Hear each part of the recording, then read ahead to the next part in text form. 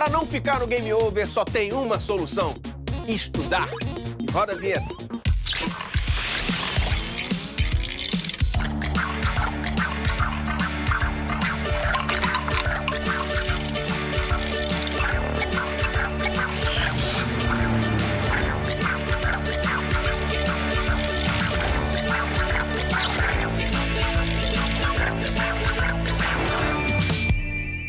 Estamos no ar! E você sabe que para arrebentar no Enem tem que passar por várias fases. É matemática, ciências humanas, ciências da natureza, linguagens e códigos, redação. Mas e se eu te disser que dá para fazer tudo isso jogando videogame? Essa é a proposta do projeto No Game do Colégio Pedro II, que ensina geografia através de jogos eletrônicos. Quem conta pra gente é o professor Marcos Lima, no terceiro bloco. Porque antes é hora daquela demo de geografia com o professor Luiz Mion. E aí? Tudo bom, Andy? Tudo tranquilo. Professor, a agricultura é um tema que sempre aparece no exame. Por que ele é tão importante? A gente mora num país que tem grande parte da sua economia baseada no setor primário, né? A gente tem o Brasil se destacando no mercado internacional aí com a exportação de soja, de carne bovina, de café, né? Então, historicamente, a agricultura sempre teve uma importância muito grande. Mas com as transformações tecnológicas, o enfoque sobre esse tema sofreu algumas mudanças? Tudo. Qualquer tema que você colocou a tecnologia no meio. E na agricultura, especialmente, né, a gente vê que a gente tem um salto tecnológico muito grande, né, ao longo das últimas 5 décadas. Então, a gente está falando aí de impactos ambientais diferenciados, a gente está falando da tecnologia que muda a forma como as relações sociais acontecem no campo, a gente fala como a tecnologia, né, muda a nossa forma de perceber saúde. Então, é lógico, né, a tecnologia está aí, a revolução verde, né, como é chamada, mudou o panorama da agricultura pra caramba nas últimas décadas. E como tudo isso pode ser cobrado? A ONU tem que estar ciente de problemas ambientais, dos conflitos sociais que existem no campo, né? O Brasil ele tem um histórico muito grande de concentração de terras, né? De questões de conflitos, de disputas, né? Pelo uso do solo. A gente tem que falar sobre segurança alimentar, né? Quem produz alimento, quem produz para exportação, o quanto vai para fora, o quanto fica aqui para dentro. Então, a gente tem esses tópicos principais aí que hoje, quando a gente fala de agricultura, né, o aluno tem que ir para a prova tranquilo disso. Show de bola. E aí, bora ver uma questão? Pô, vamos nessa. Roda aí.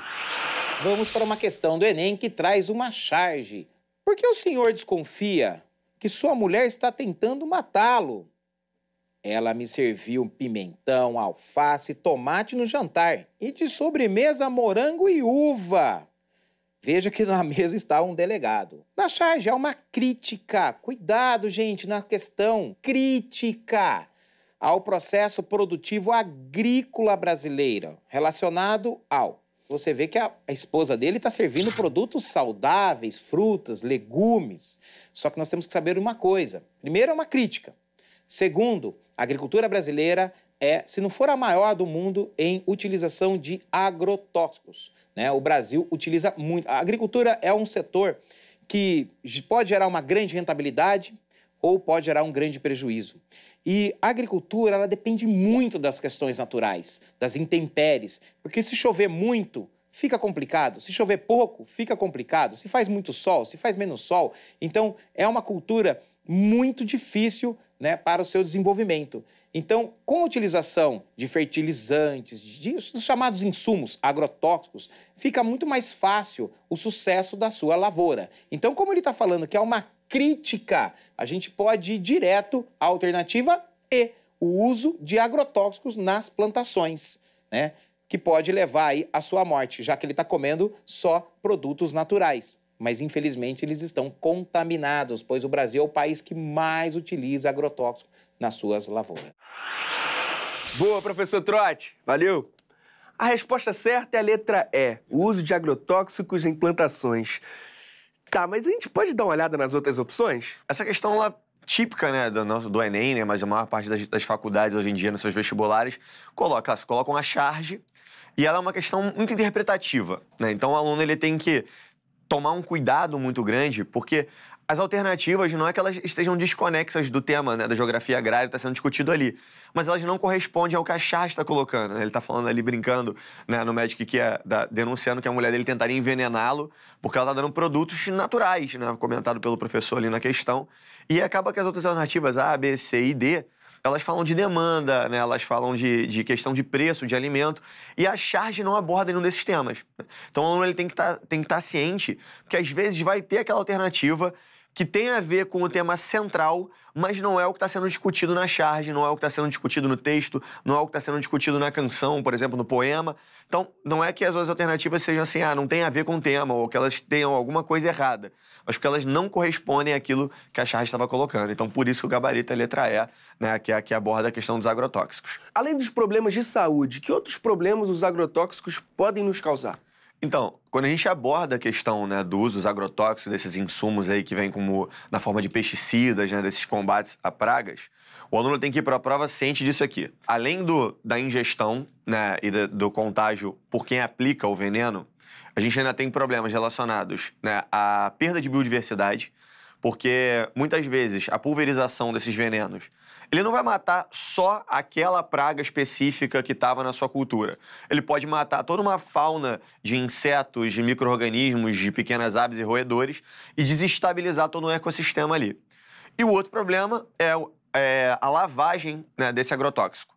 No momento onde eu tenho a chuva, no momento onde eu tenho irrigação, esse agrotóxico ele penetra no solo, então ele pode contaminar o solo, atingir o lençol freático e gerar um processo de contaminação muito mais amplo do que necessariamente aquela área onde ele foi aplicado. Quais seriam as alternativas para minimizar esses problemas? Bom, hoje a gente percebe uma tendência muito clara, né? A gente enxerga isso muito forte em veículos de comunicação, que é a tendência do orgânico, né? A gente buscar uma forma de cultivo na qual essa extensão produtiva ela não é tão ampla. E aí eu consigo controlar, eu tenho cultivos também onde eu, ao invés de ter uma monocultura, eu vou prezar por colocar ali inúmeras espécies convivendo, né, num sistema de compensação.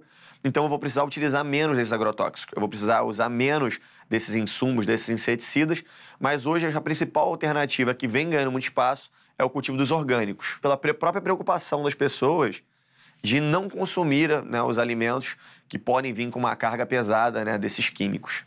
Então, essa questão é um exemplo de uma questão interdisciplinar, né? Que pode envolver a química, a biologia... Totalmente. Você pega... Isso é a cara do Enem fazer isso, né? Do aluno começar a ler um texto, né? Aí ele achar, pô, beleza, né? É uma questão de biologia. Aí quando vai ver, ele tem uma cadeia carbônica para olhar, né? Ou começa com uma problematização química e tá na parte de humanidades. O que o aluno, né, na hora que ele vai pegar e dialogar, a biologia ela pode se apropriar desse tema, falando exatamente sobre essa questão do desequilíbrio ambiental, né, dessa perda de biodiversidade por conta do impacto dos pesticidas. A química, né, pode pegar para exatamente fazer análise desses elementos que atuam como veneno na saúde humana. Pode ser uma questão falando especificamente de saúde, também na parte de biológicas. Isso é até um detalhe interessante que o aluno tem que estar atento, né? A geografia no Enem, ela dialoga muito com as biológicas, né? Acaba que a preocupação da prova voltada para essas questões do meio ambiente, a geografia dentro das humanidades assume esse protagonismo, né?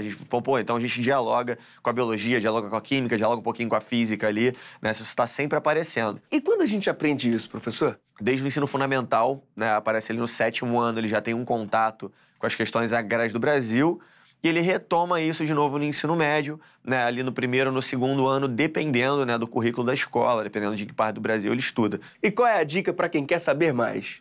São 2 documentários, né, muito interessantes, que é o Terra em Transformação, né, e Agricultura, Tamanho e Família, né? São 2 documentários muito interessantes que abordam essa questão da agricultura no Brasil, abordam as questões sociais do campo, que é algo também que dialoga muito com o que o vestibular cobra, e que estão na íntegra no YouTube. Cultura e sociedade são 2 temas importantes para a prova de ciências humanas. O que o Enem quer saber do candidato sobre esses temas? Bom, a geografia, né, ela é a ciência que estuda, né, a relação do homem com o espaço e das sociedades. E, obviamente, a cultura, né, esse conjunto de hábitos históricos, né, que envolvem religião, que envolvem uma série de práticas, né, que as sociedades colocam. E o Brasil é um país multicultural. A gente tem um histórico, né, de colonização de inúmeros povos, a presença aqui dos indígenas, né, dos africanos que vêm trazidos pela questão da escravidão, uma diversidade enorme de europeus, de asiáticos. E aí, é claro, né, o Brasil ele vai ter esse caráter múltiplo. E isso entra muito, né, em cena no vestibular quando a gente discute a questão da identidade nacional, do patriotismo, nessa questão do sentimento de nação, que no Brasil ainda é difícil a gente construir. Então, bora ver uma questão? Vamos nessa. Roda aí. Vamos para mais uma questão do Enem. No final do século XIX, as grandes sociedades carnavalescas alcançaram ampla popularidade entre os foliões cariocas. Tais sociedades cultivavam um pretensioso objetivo em relação à comemoração carnavalesca em si mesma, com seus desfiles de carros enfeitados pelas principais ruas da cidade. Pretendiam abolir o entrudo, brincadeira que consistia em jogar água nos foliões, e outras práticas difundidas entre a população desde os tempos coloniais. Pessoal, lembrar que o carnaval é uma grande manifestação cultural do Brasil e ele acontece em outros lugares do mundo. No Brasil, o próprio texto fala, é um folião. Quer dizer, está voltado muito para a brincadeira, substituindo-os por formas de diversão que consideravam mais civilizadas, e aí quando vem o termo civilizado, né, a gente pensa muito na Europa e não nessa bagunça que seria o carnaval brasileiro, o carnaval de rua, que é o carnaval tradicional. Inspiradas nos carnavais de Veneza. Contudo, ninguém parecia disposto a abrir mão de suas diversões para assistir ao carnaval das sociedades. O intrudo, que é aquela brincadeira, né, de serpentina, de jogar água nas pessoas, aquela questão democrática, na visão dos seus animados praticantes, poderia coexistir perfeitamente com os desfiles. Os senhores da alegria, a presença das mulheres nas grandes sociedades carnavalescas cariocas em fins do século XIX. Manifestações culturais como o carnaval também têm sua própria história, sendo constantemente reinventadas ao longo do tempo. A atuação das grandes sociedades, descritas no texto, mostra que o carnaval representava o momento em que o carnaval também pode ser usado como um instrumento de segregação social. E é o que aconteceu com o nosso carnaval. O nosso carnaval, que era democrático, que era um carnaval de rua, que tanto a classe média como a elite, como a população menos privilegiada, se juntava na rua e saíam todos se divertindo. Agora não. Agora o carnaval acaba com os padrões de Veneza, como a própria questão coloca, né? Acaba sendo uma coisa mais elitizada. Ele ocorre num lugar, né, de desfile. Quem produz o carro, quem produz as fantasias, é a população menos favorecida. Mas quem desfila não são eles mais. Eles não têm mais esse direito de se divertir. Quem está lá no carro alegórico, lá em cima, como destaque, geralmente é a elite, são os artistas, né? Isso acaba determinando que a alternativa D seja a mais correta. Tradições populares se transformaram em matéria de disputas sociais, né? Então mostra, de novo, a elitização do carnaval no Brasil. Tá joia? Gente, bons estudos! Valeu, professor! A questão fala do carnaval no final do século XIX. Qual era o contexto histórico do país? Está falando especificamente do intrudo, né, que era uma festa popular que acontecia aqui. A gente está no cenário do Rio de Janeiro. O Rio de Janeiro ainda é capital do Brasil, né, e a gente está iniciando um processo de mentalidade aí para pensar em uma diferente lógica de urbanização. Então, repensar a cidade é necessariamente repensar a forma como essas manifestações culturais se apresentam no espaço. Então, quando a gente vai analisar, né, a realidade do século XIX, eu estou falando de um espaço, né, que ainda é muito democrático, não existem essas regras, não existe um controle público estatal tão grande sobre como essas manifestações acontecem. É bem diferente do que tem hoje em dia, né? E como o carnaval mudou desde então? Hoje eu tenho dois carnavais. O carnaval das ruas, que é o carnaval dos blocos, que ainda é democrático, que é gratuito, né, que acaba sendo aberto à população de maneira geral.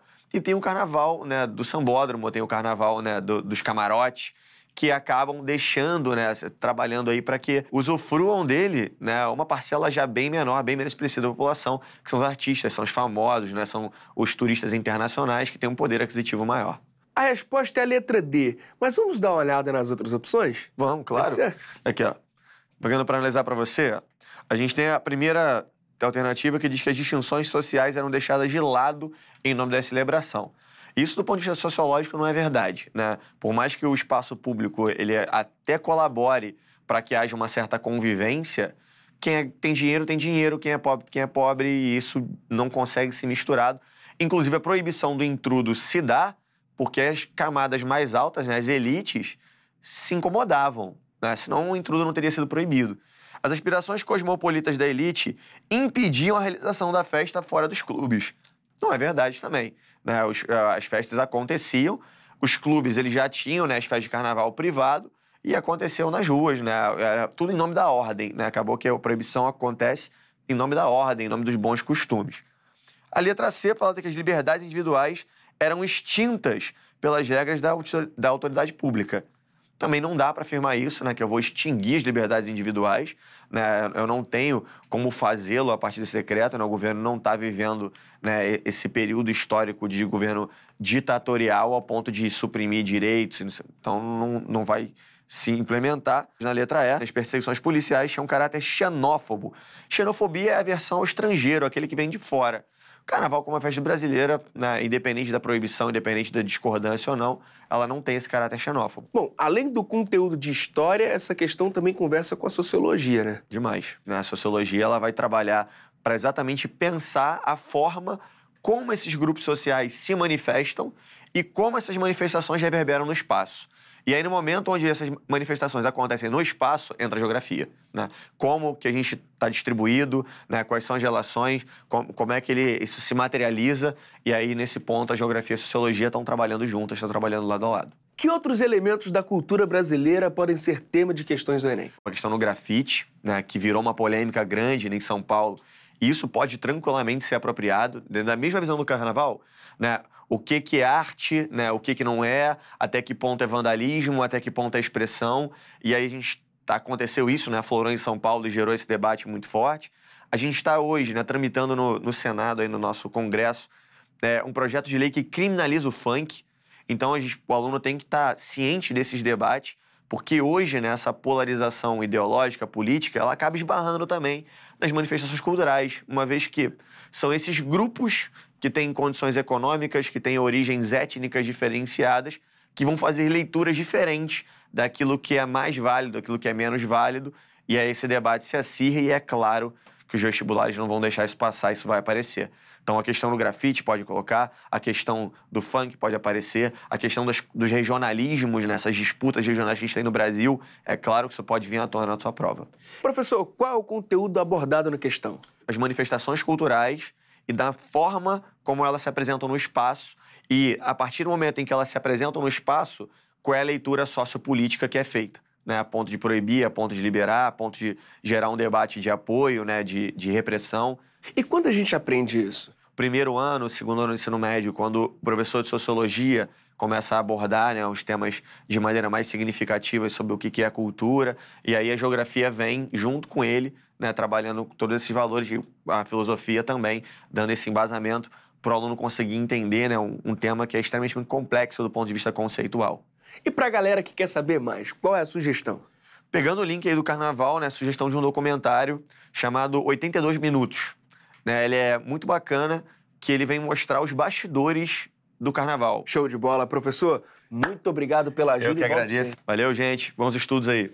E você, quer saber mais como a geografia se relaciona com grandes festas como o Carnaval? Vai lá no nosso site, dá uma olhada na entrevista do programa 57 com o geógrafo Cássio Novo. Já pensou em estudar geografia e jogar videogame ao mesmo tempo? Alguns alunos já vivem essa experiência. Um dos desenvolvedores desse projeto está aqui para contar pra gente. Então chega mais, professor Marcos Lima. Tudo bem? Seja bem-vindo. Obrigado, cara. Rapaz, conta pra gente que história é essa. É o NuGame, né, que é o Núcleo de Game, Atividade e Metodologia de Ensino, que é lá do Colégio Pedro II, que é um núcleo de pesquisa hoje formado por 16 alunos do ensino fundamental, que a gente está trabalhando justamente os jogos comerciais, né? Aqueles jogos que eles jogam em casa, GTA, Assassin's Creed, Street Fighter, para trabalhar conteúdos das disciplinas escolares, assim. Caramba, e de onde surgiu essa ideia de trazer games para a sala de aula? Eu sou um gamer, né? Assim, eu sempre fui um jogador. E eu sempre, enquanto professor, tive uma inquietação que era a escola não dar ouvido para uma série de coisas que estão acontecendo, né, por aí no universo dos jovens. E como é que a gente podia trazer isso para dentro da escola, assim, né? Então, como é que eu podia trazer os games como uma ferramenta de ensino? Porque eu lembro que muito garoto eu jogava videogame e aprendia um bando de coisas sobre Guerra Fria, aprender inglês jogando. Então, pô, a escola tem que dar conta disso, assim, a gente tem que botar isso dentro da sala de aula. E os pais dos alunos, como reagem? Eles têm um pouco de curiosidade, né? E um certo desconhecimento. Então, assim, eles ficam sempre muito afoitos de saber informações, como é que isso é feito. E tem um dado que eu acho que é bacana, assim, porque todo aluno que faz parte do No Game, ele tem uma autorização do responsável, né, que ele autoriza a utilização de qualquer jogo, independente da faixa etária, com fins pedagógicos. Então, só o fato de ele autorizar o filho a estar jogando GTA dentro da escola mostra que, no fim das contas, ele confia no projeto pedagógico do grupo. Né? Mas como o conteúdo de geografia aparece nesses jogos? Então, por exemplo, GTA, a gente tem uma linha de pesquisa específica com o GTA, né? Para a gente discutir o processo de fragmentação do tecido urbano de Los Santos, que é a cidade fictícia do jogo, né? Eles vão jogando, percorrendo essa cidade fictícia e vendo como é que é o processo de segregação socioespacial, por exemplo, como é que as classes sociais se distribuem nesse cenário do jogo, onde é que é a periferia do jogo, como é que é a paisagem lá, como é que é a paisagem aqui, para a gente estar pensando a partir do jogo a nossa realidade, assim. A percepção de espaço, ela sofreu alguma alteração por causa dessas novas tecnologias? Muitas. Na verdade, o espaço é o objeto da ciência geográfica, né? E tem um exemplo que eu dou que é corriqueiro para a gente ver como é que essa percepção foi alterada. Por exemplo, lugar, que é um conceito-chave para a geografia, né? Que a geografia escolar trabalha muita coisa do lugar. Geralmente se utiliza a escala do bairro, né? Porque o lugar é aquele espaço que a gente tem um afeto, um sentido de pertencimento. Então, hoje é comum, de repente, o aluno, ele não, né, se sente pertencente a uma rua vizinha, aquela rua vizinha à sua casa, não dá essa sensação, né, de afeto para ele. Por sua vez, um cenário de um jogo gera essa sensação. Então, quando ele vê a imagem, sei lá, de uma casa de GTA ou um espaço de Assassin's Creed, ele tem essa sensação assim, nossa, eu conheço esse lugar, eu tenho uma relação afetuosa. Então, só isso mostra como é que essas relações espaciais foram alteradas, assim, né, a partir dessa vivência das novas tecnologias. E como esse fator altera a divisão internacional do trabalho? Na verdade, assim, a globalização, né, ela implicou numa nova divisão internacional do trabalho. Talvez o fator mais marcante dessa nova DIT seja justamente a expansão das transnacionais, né? E aí ela fez com que a produção, né, se expandisse em escala global, fez com que o consumo também se expandisse para outras escalas, mas a acumulação de riqueza permanece concentrada em alguns países, né? Que é o traço marcante, assim, da DIT, desde a primeira DIT, da segunda DIT e a atual divisão internacional do trabalho. Bom, a internet virou uma ferramenta de ativismo, né? Uhum. E como a geografia estuda essa área? Na verdade, assim, se a gente pensar vários movimentos que começaram utilizando a internet como uma ferramenta política e que, a partir daí, provocou uma transformação social, né? A gente tem a Primavera Árabe, a luta dos movimentos identitários, o movimento negro, o movimento LGBT. Então, esses movimentos têm se apropriado dessa ferramenta para difundir as suas lutas e ser ela uma forma de transformação do espaço, né? Que é o que importa para a geografia. A gente nunca perde essa dimensão, assim, né? Que o que importa para a geografia é o espaço. Então, como é que esses movimentos utilizam as tecnologias de informação, a internet, por exemplo, para promover suas lutas nos mais diversos espaços? Marcos, qual é a sua dica para os alunos que ficaram interessados em saber mais sobre a relação tecnologia e sociedade? Tem esse livro que é um livro da Jane McGonigal, A Realidade em Jogo, que ele é bacana, que vai mostrando como é que vários processos de gamificação transformaram empresas, transformaram pessoas que tinham determinados problemas de saúde. Então, dica bacana para quem se interessa por games. Esse outro também é um livro bem acessível, né? O título é sensacional, assim, tudo que é ruim é bom para você, como os games e a TV nos tornam mais inteligentes, que mostram como que os videogames, como que, né, filmes podem ser utilizados para estar trabalhando diversos conteúdos bacanas. E agora, qual é a dica para aquele candidato que vai fazer o Enem, mas está, assim, levando um fatality da geografia? Hoje tem várias linguagens que se apropriaram, né, do discurso geográfico, estão falando de geografia por aí, então tem filme, tem até stand-up comedy sobre geografia, tem jogo de videogame, tem quadrinho, tem HQ, então mesmo aquele aluno que não é tão familiarizado, tem tanto interesse pela geografia, assim, tem um universo de linguagens as mais diversas possíveis, super atraentes, para ele estar correndo atrás e principalmente assim, para ele estar estudando e se divertindo. Show de bola, professor. Beleza. Muito obrigado. Valeu, vamos marcar um game aí. Vamos marcar, beleza. Valeu. Até a próxima. É isso aí, galera. A tecnologia pode ser uma importante aliada nessa missão Enem. E o nosso site é a prova disso. Confere lá as dicas disponíveis. horadoenem.mec.gov.br e até a próxima.